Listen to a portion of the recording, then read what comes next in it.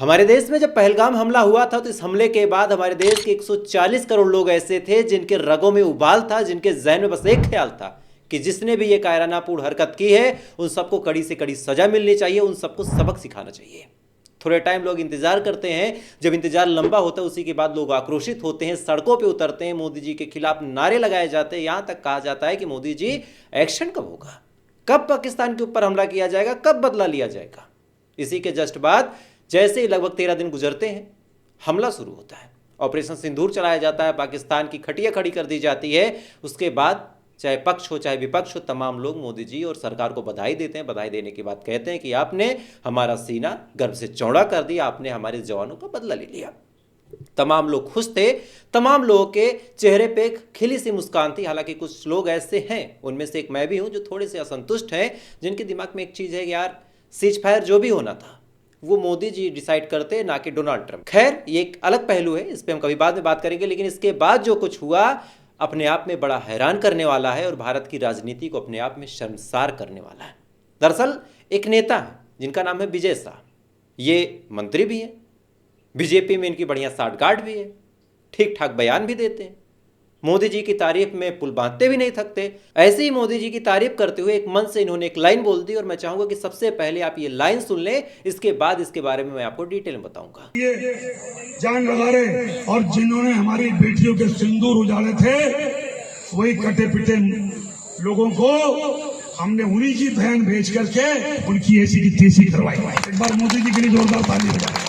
अब जिन दर्शकों को ये लाइन समझ में आ गई उनका खून तो ऑलरेडी खोल चुका होगा, लेकिन जिनको नहीं समझ में आया उनको मैं बड़े डिटेल में स्पष्ट अंदाज में समझा दूं कि आपको याद होगा कि जब पाकिस्तान के ऊपर ऑपरेशन सिंदूर चलाया जा रहा था उस टाइम हम सबको गाइड करने के लिए, हम सबको डायरेक्शन देने के लिए और उस पूरे कंटेंट में क्या कुछ अपडेट हुआ, यानी ऑपरेशन सिंदूर कितना सफल रहा, क्या दिक्कतें हुई, कैसे प्लान बना, उसको बताने के लिए 2 लेडी ऑफिसर आई थी। उनमें से एक का नाम था सोफिया कुरैशी। नाम से ही आपको पता चल रहा होगा कि एक मुस्लिम है। और ये चीज़ करके हमने पूरे वेस्टर्न मीडिया को, अपने देश को, पूरे पाकिस्तान को एक संदेश दिया था कि आप चाहे जितना हमें लड़ाने की कोशिश करें, आप चाहे जितना हमारी एकता, अखंडता, अछूतता को भंग करने की कोशिश करें, लेकिन आज भी भारत के साथ हिंदू भी खड़ा है, मुसलमान भी खड़ा है। ऑपरेशन सिंदूर में सोफिया कुरैशी को सामने ला के हमने ये बताया था कि आज भी जब बात देश की आती है तो भारत का हर एक मुसलमान खड़ा होता है। लेकिन विजय शाह ने क्या कहा? विजय शाह ने तारीफ के पुल बांधते बांधते यहां तक बोल दिया कि जिस पाकिस्तान ने हमारे ऊपर हमला किया था उसी की बहन, यानी विजय शाह की नज़र में सोफिया कुरैशी पाकिस्तान के लोगों की बहन है। वजह क्या है? वजह बड़ी सिंपल सी है कि सोफिया कुरैशी एक मुस्लिम है, यानी विजय शाह की नज़र में एक महिला जो 2-3 पीढ़ियों से इस देश की सेवा कर रही है, एक महिला जिसकी न जाने कितनी पीढ़ियों से लोग इस देश के नाम पे बॉर्डर पे तैनात हैं, आज भी वो मुस्लिम होने की वजह से पाकिस्तान से संबंध रखती है। बेली लाइन जब मैं सुन रहा था, सुनने के बाद पूरी तरीके से अंदर से हिल गया था कि क्या कोई इतना विक्षिप्त सोच का व्यक्ति हो सकता है कि ऐसे माहौल में जब हमें हिंदू मुस्लिम सबको एक रख के चलना है, जब इस देश की अखंडता और अछूतता का संदेश पूरी दुनिया में देना है, उस टाइम पे कोई ऐसे कमेंट करेगा? बहरहाल ये मामला दबा नहीं। सोशल मीडिया पे जब ये वीडियो वायरल हुआ, वायरल होने के बाद मामला कोर्ट में पहुंचा।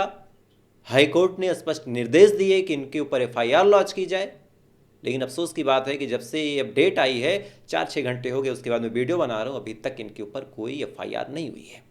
हालांकि जब एफआईआर की नौबत आई तब ये भाई साहब माफ़ी मांगने लगे, लेकिन माफ़ी आप मान सकते हैं, आप पॉलिटिकल आदमी, आपके पास बढ़िया समझ है, बढ़िया सोच है, आपको पता है कि लोगों के सेंटिमेंट से कैसे खेले और माफ़ी मांग के कैसे बात को रफा दफा कर देना है।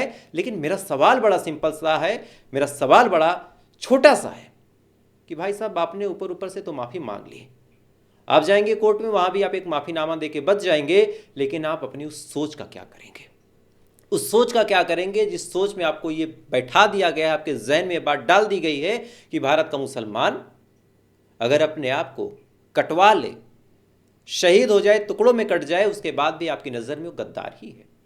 यही चीज़ आप थोड़ी सी उलट के देखिए, अगर भारत का कोई मुसलमान नागरिक ये कहता कि पाकिस्तान वाले मेरे भाई हैं, तब आपका सर फट जाता, तब आप उसको गद्दार पाकिस्तानी न जाने क्या क्या गालियां देते, न जाने क्या क्या आरोप लगा देते, उसके ऊपर एनएसए लगा दिया जाता। लेकिन आप खुद एक महिला को जो कि आर्मी में है उसको आप कहते हैं कि पाकिस्तानियों की बहन है।